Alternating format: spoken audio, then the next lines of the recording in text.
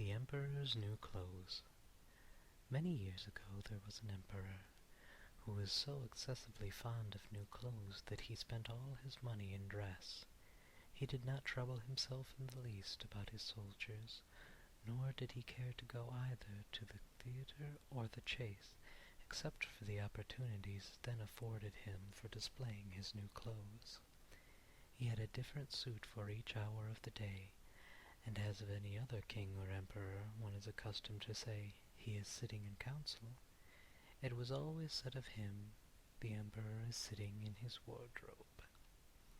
Time passed merrily in the large town which was the capital.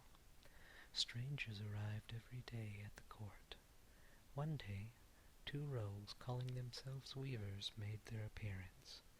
They gave out that they knew how to weave stuffs of the most beautiful colors and elaborate patterns, the clothes manufactured from which should have the wonderful property of remaining invisible to everyone who was unfit for the office he held, or who was extraordinarily simple in character.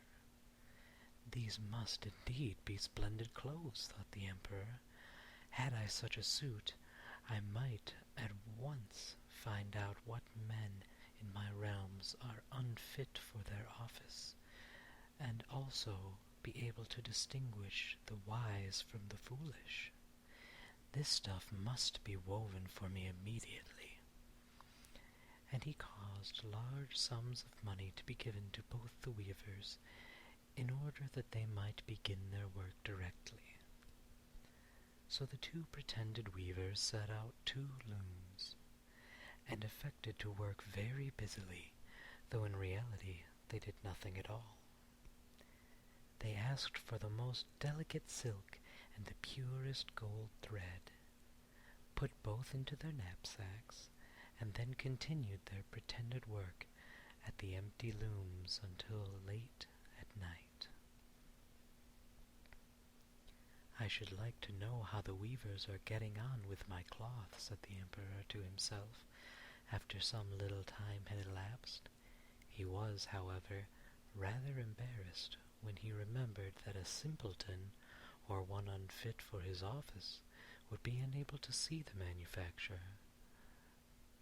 To be sure, he thought he had nothing to risk in his own person, but yet he would prefer sending somebody else to bring him intelligence about the weavers and their work, before he troubled himself in the affair.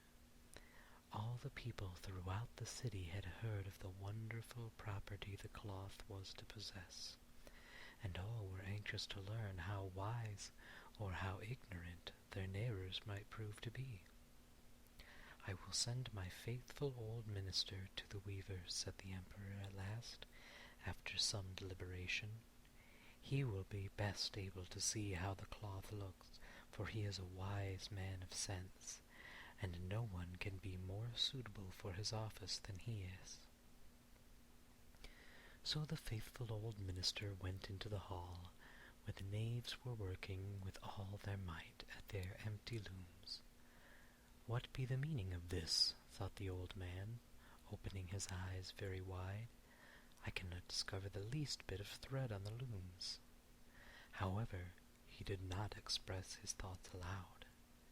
The impostors requested him very courteously to be so good as to come near the looms, and then asked him whether the design pleased him, and whether the colors were not very beautiful, at the same time pointing to the empty frames. The poor old minister looked and looked. He could not discover anything on the looms, for very good reason, viz., there was nothing there. "What," he thought again, "is it possible that I am a simpleton? I have never thought so of myself, and no one must know it now if I am so. Can it be that I am unfit for my office? No, that must not be said either. I will never confess that I could not see the stuff." "Well, Sir Master," said one of the knaves, still pretending to work, You do not say whether the stuff pleases you." "Oh, it is excellent," replied the old minister, looking at the loom through his spectacles. "This pattern, and yes, the colors. I will tell the Emperor without delay how very beautiful I think them."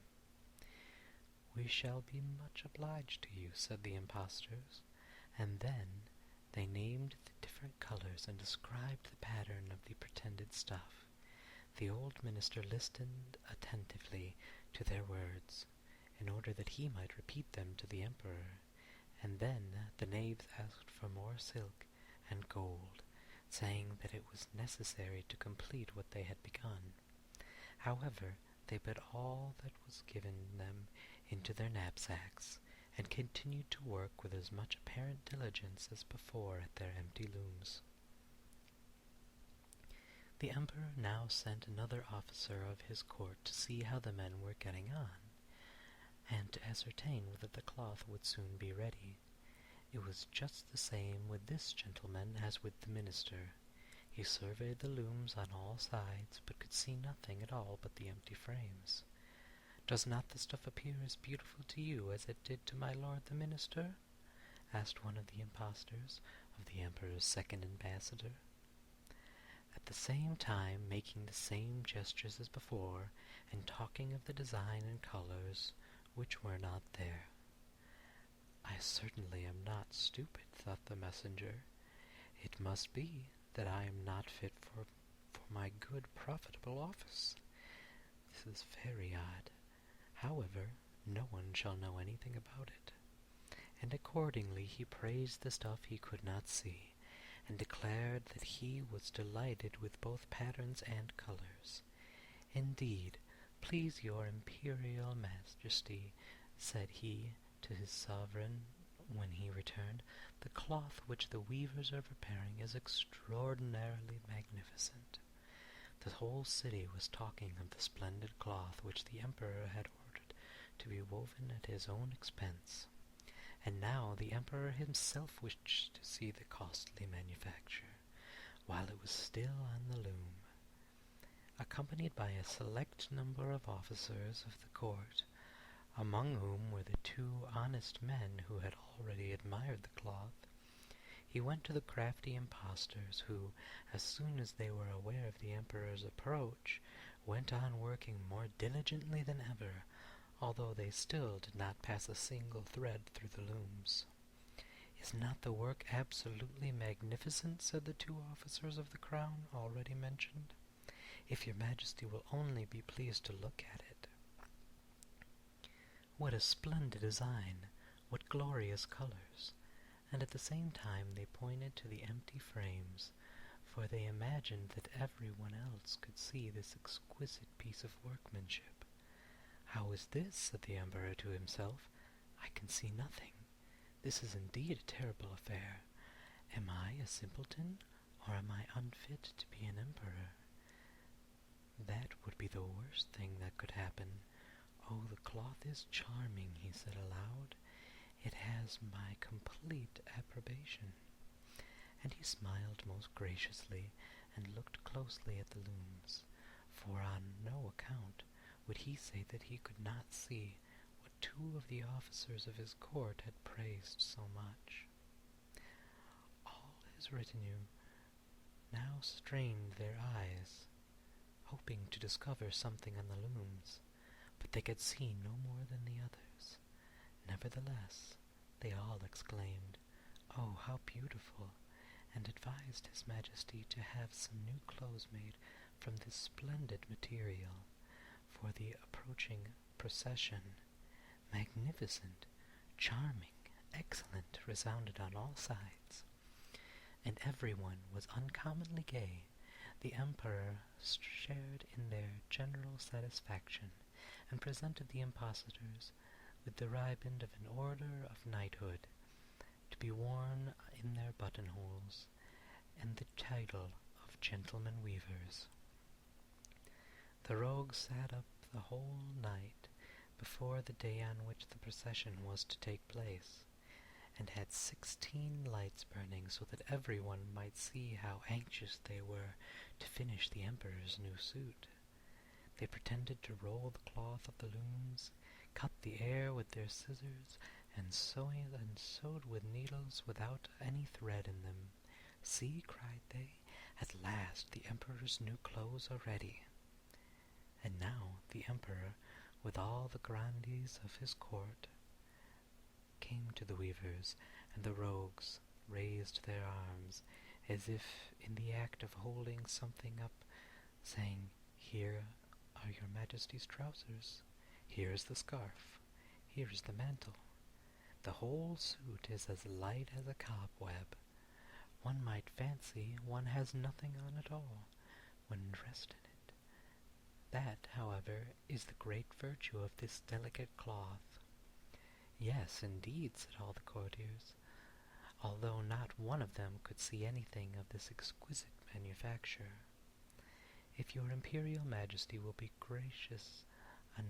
graciously pleased to take off your clothes, we will fit on the new suit in front of the looking-glass."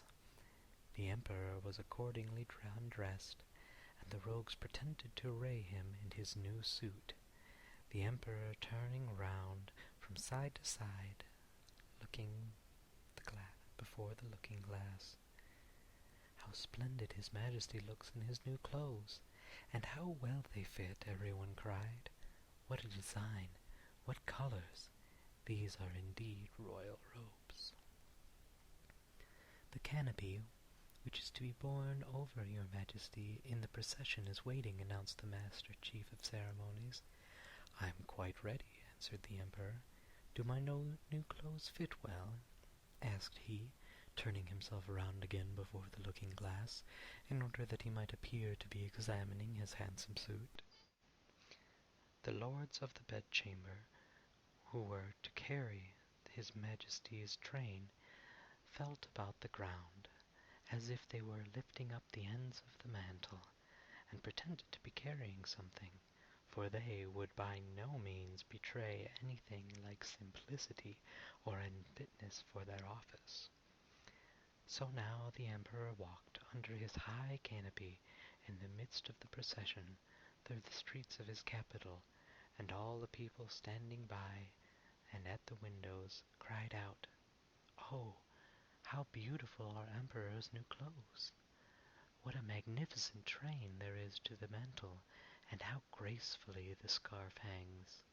In short, no one would allow that he could not see these much admired clothes, because in doing so he would have declared himself either a simpleton or unfit for his office. Certainly none of the Emperor's various suits had ever been made so great as these invisible ones.